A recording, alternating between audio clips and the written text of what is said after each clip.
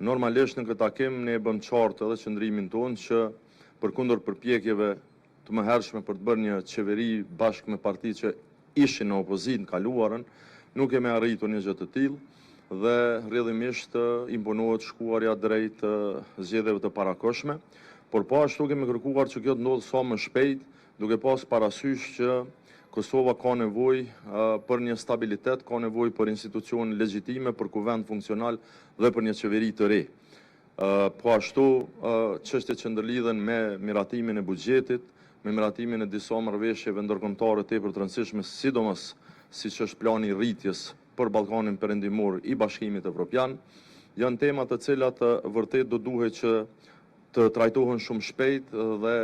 normalisht do duhet që të bëheshin nga një kuvend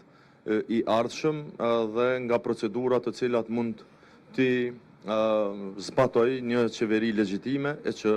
aktualisht një e tillë mungon. Megjithatë, shpresoj shumë që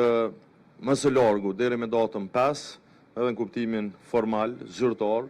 kushtetues legal nga ana e presidentës, të merret vendimi i cili e përcakton edhe shpalljen e datës së zgjedhjeve dhe sa i përket Partisë Demokratike të Kosovës, ne konsiderojmë që e diela e parë që është brenda afatit kushtetues duhet të jetë edhe data e zgjedhjeve të ardhshme.